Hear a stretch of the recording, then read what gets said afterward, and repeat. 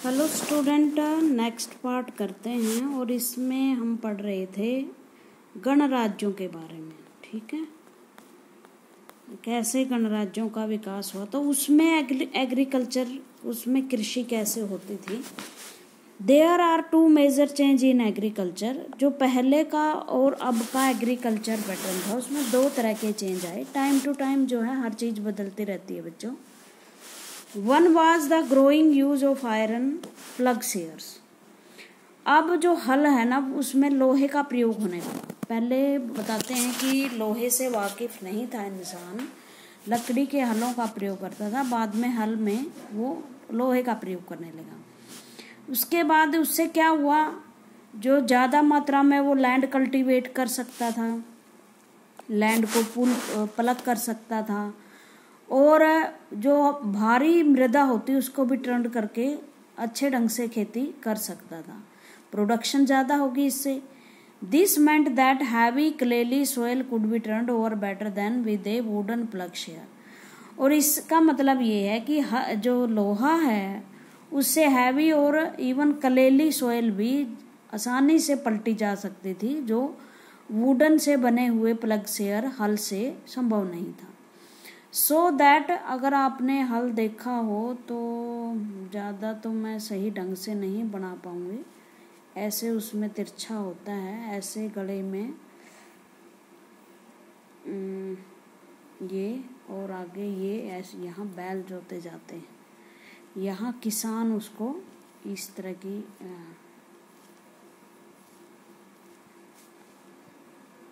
इस तरह से यहाँ खड़ा होकर किसान उसको चलाता है। ये हल है, नहीं देखा हो तो इंटरनेट से देख लेना। ठीक है। So that more grain could be produce. इस तरह से अन्न ज़्यादा पैदा होने लगा।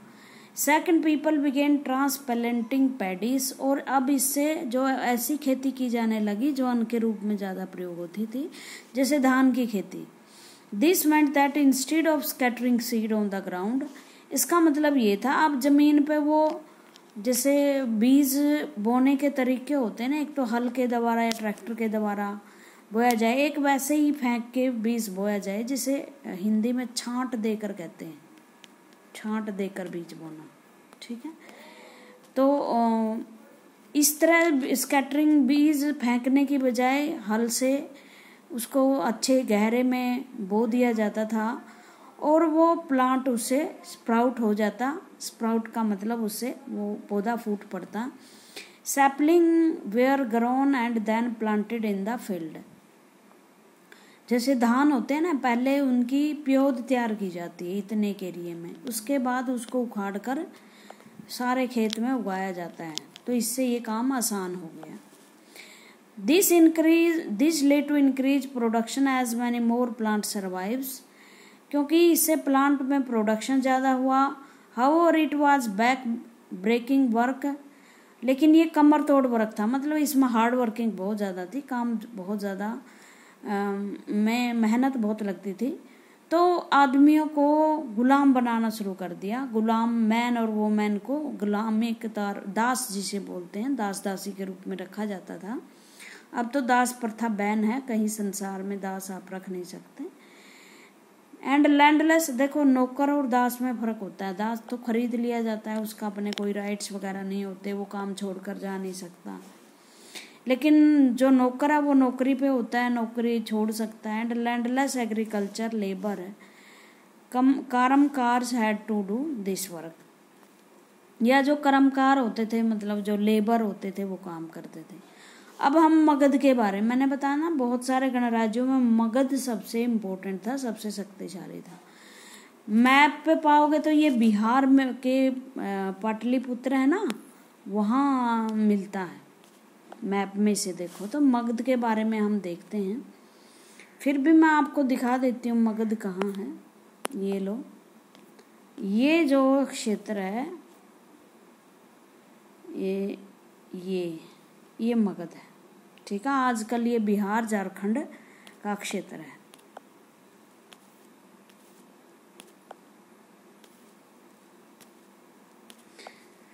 तो मगध के बारे में पढ़ते हैं। जो बड़े बड़े साम्राज्य हैं भारत में, शक्ति का स्रोत जो है मगध रहा है। जैसे आज दिल्ली भारत की राजधानी, उस टाइम जो या मिडिल काल में दिल्ली आगरा भारत की शक्ति का स्रोत रहे हैं, उस टाइम मगध सबसे शक्तिशाली माना जाता था। उसका कारण भी था, इसके चारों ओर वन थे, लोहा था इसके चारों ओर, हाथी पकड़ कर वहाँ सेना में भर्ती किए जा सकते थे। तो उपजाऊ भूमि होती थी, नदियाँ बहती थी, नदियाँ अपने साथ बहाकर नई मिट्टी लेकर आती थी। Magadha became the most important mahajanapada in about 200 year. 200 साल में ही जो मगध है वो महत्वपूर्ण महाजनपद बन गया। Many river such as Ganga and Son flow through Magadh. Magadh से गंगा और सोन नदी बहती थी। This was important for the transport. उससे क्या होता था, ट्रांसपोर्ट जैसे किश्तियों से, बोट से हम आ जा सकते थे, गुड्स की सप्लाई कर सकते थे। और दूसरी बात, नदियों से भूमि फर्टाइल होती क्योंकि नदियाँ नई मिट्टी अपने साथ बहा कर लाती। Part of Magadha were forested, और इसके चारों ओर फॉरेस्ट थे। Elephant which lived in the forest could be capture and trend for army. जो हाथी थे वो पकड़कर आर्मी के लिए ट्रेंड किए जाते। Forest also provide would and building houses, cart and carrot. Forest से क्या मिलता, बिल्डिंग हाउसेज बनाने के लिए लकड़ियाँ मिलती, रथ बनाए जाते। बिसाइड देयर वर आयरन ओरे माइंस इन द रीजन, और उसी इलाके में लोहे की खानें भी थी। लोहे को निकालकर उससे हथियार तैयार किए जाते, खेती का सामान तैयार किया जाता जो खेती में और देश की सुरक्षा में काम आता। Magadh had 2 very popular ruler. वैसे तो इसके बहुत सारे पॉपुलर रूलर हुए हैं, जैसे कालांतर में बिंबिसार, कालाशोक, ये नागवंश के थे, Bimbisar, Bindusar, Ashok Maurya. Magadh has 2 important powerful ruler, Bimbisar and Ajatashatru. 2 थे, बिंबिसार का बेटा Ajatashatru, who used all possible means to conquer other जनपद, और उन्होंने दूसरे जनपदों को जीतने की कोशिश की। महापद्म नंद, आपने शायद इसका नाम भी सुना होगा, नंद वंश का राजा था महापद्म नंद। ये इम्पोर्टेंट रूलर था जिनको कहते हैं कि चाणक्य का इसने अपमान किया था और उसका बदला लेने के लिए उसने चंद्रगुप्त को तैयार किया, और चंद्रगुप्त ने फिर नंदों को हराकर पाटलिपुत्र का मतलब मगध का शासन किया। जब नंदों का शासन था उसी टाइम भारत पर सिकंदर ने हमला किया था। He extended his control up to north west part of subcontinent, और नंदों के टाइम जो शासन था भारत का वो अफगानिस्तान तक फैल गया था। ठीक है ना, जो काबुल कंधार के इलाके हैं ये पाकिस्तान और ये अफगानिस्तान, यहाँ तक भारत फैला हुआ था। ठीक है, राजगढ़ जो आजकल जिसे राजगीर कहते हैं, in Bihar was the capital Magadha for several year. Magadha की राजधानी राजगीर थी।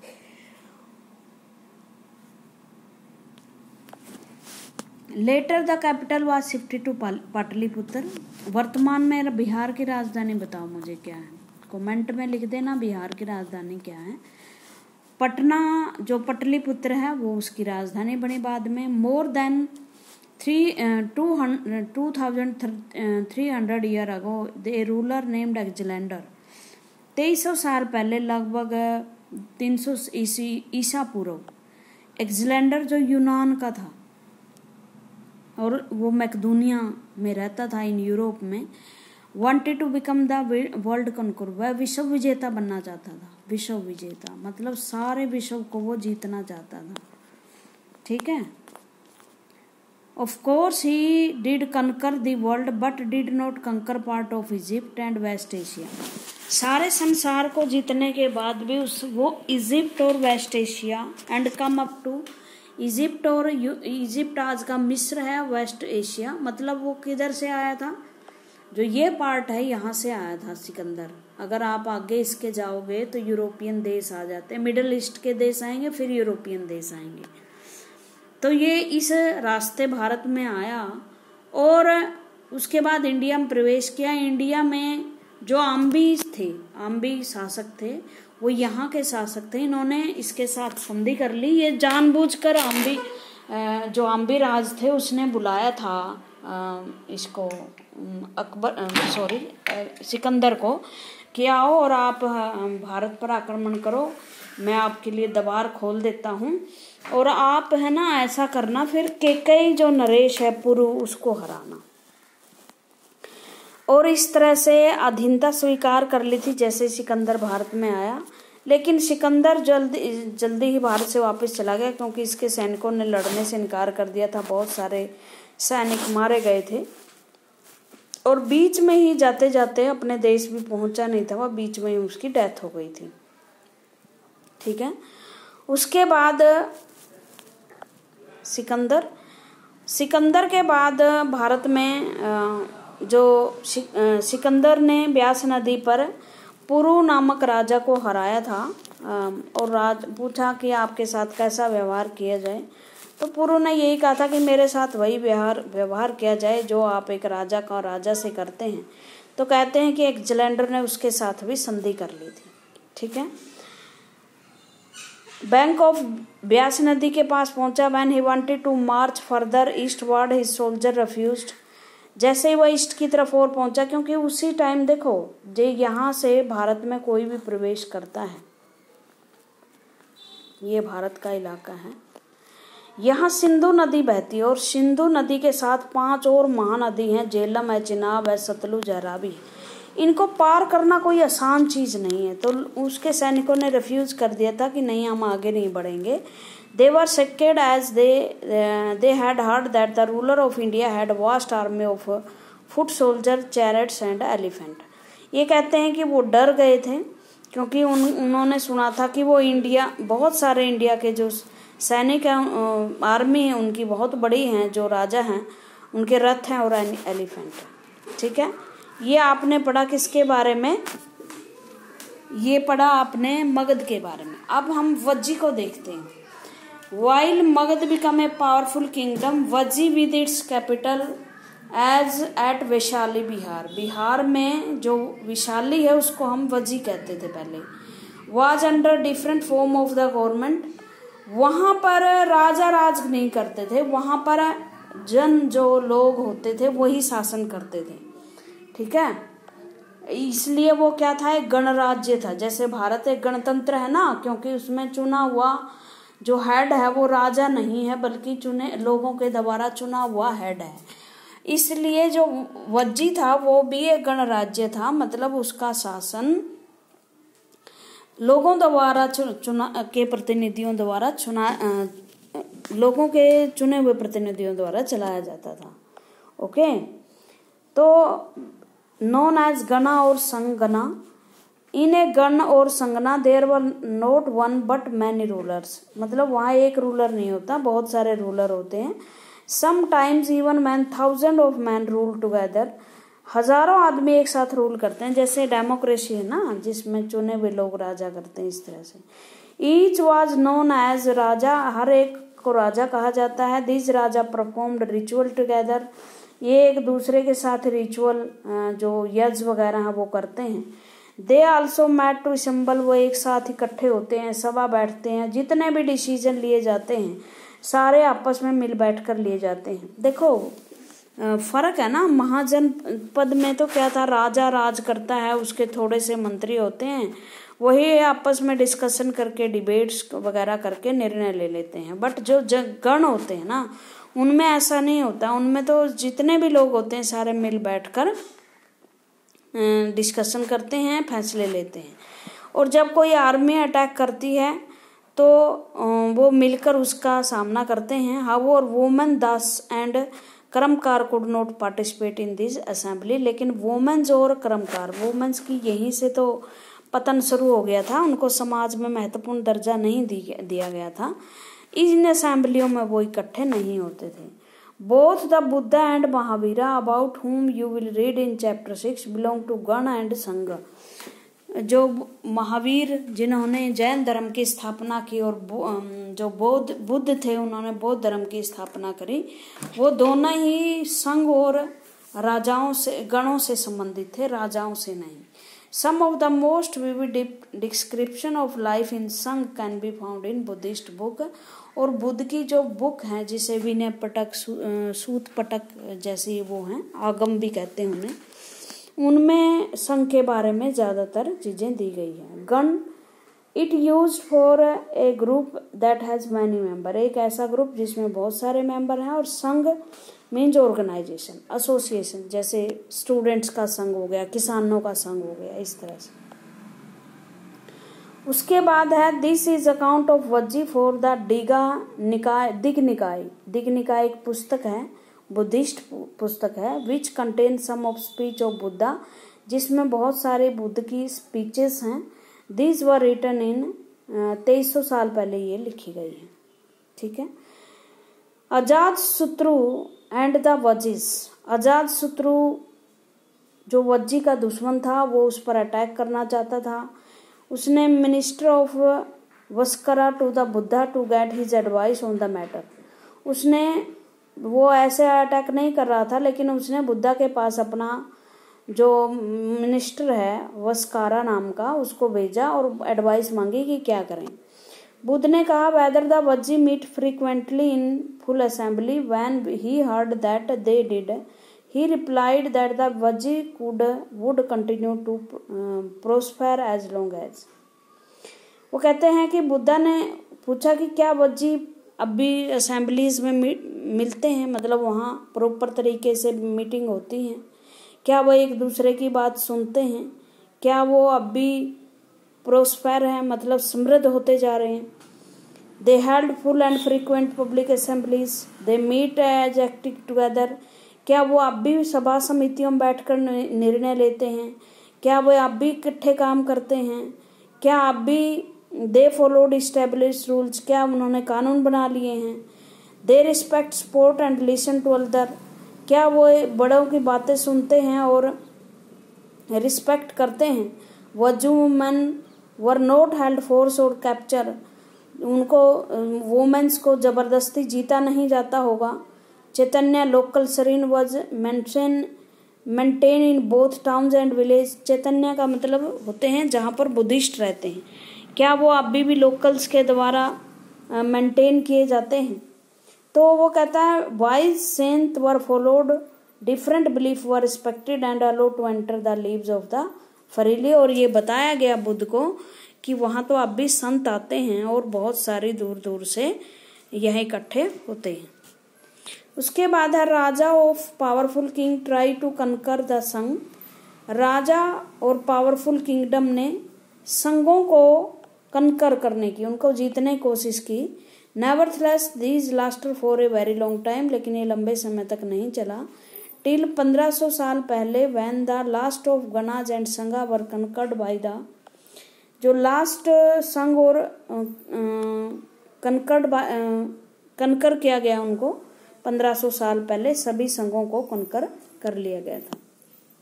ये कहता है एल्सवेयर, मतलब भारत के अलावा और कहाँ कहाँ इस तरह की सभ्यता और संस्कृति थी। ठीक है, ये पूछता है, कहता है फाइंड ग्रीक एंड एंथन योर एटलस, अगर आपके पास वर्ल्ड का मैप है तो वहाँ यूनान को ढूंढना, वही एथेंस है। 2500 साल पहले एथन में भी ऐसे ही गवर्नमेंट होती थी, लोग जो हैं अपनी लॉटरी से, मान लो यहाँ कोई शासक बनना चाहता है, ये एक डब्बा रख दिया जाता और उस डब्बे में किसी के रूलर बनने की पर्चियाँ डाल दी जाती, तो इस तरह से वहाँ क्या होता, शासन चुन लिए जाते थे।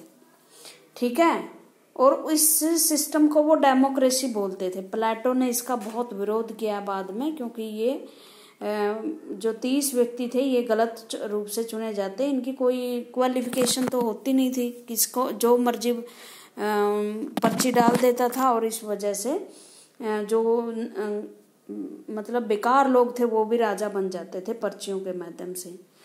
30 साल का हर व्यक्ति फ्री मैन स्वतंत्र घोषित कर दिया जाता, उसको फुल सिटीजनशिप दी जाती। और there one an assembly that meet at least 40 time a year decide on important matter, एक सभा होती जो 40 बार मिलती, मतलब एक साल में 40 बार मिलती और जो इम्पोर्टेंट डिसीजन होते वो लिए जाते। कहाँ थी ये सारा? ये एथेंस में और ग्रीक में था। जो सिटीजन है वो मीटिंग में जाते, और जितने भी अफसर है ना राजा, वो लॉटरी के द्वारा, लॉटरी मैंने बताया ना, पर्ची डालकर उन्हें चुने जाते। कोई भी ना व्यक्ति अपना नाम डाल सकता था। लेकिन जैसे आज सबको सिटीजनशिप दी जाती नहीं, वहाँ सिटीजनशिप नहीं दी जाती थी, नागरिक नहीं माना जाता था।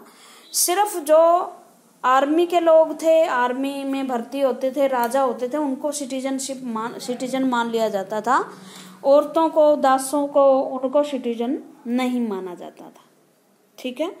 उसके बाद वहाँ पर मर्चेंट और क्राफ्ट्समैन वगैरह होते हैं, उनके पास कोई राइट्स नहीं होते, क्योंकि अगर उनको सिटीजनशिप ही नहीं दी जाती, नागरिकता, तो उसको अधिकार भी नहीं दिए जाते। ठीक है।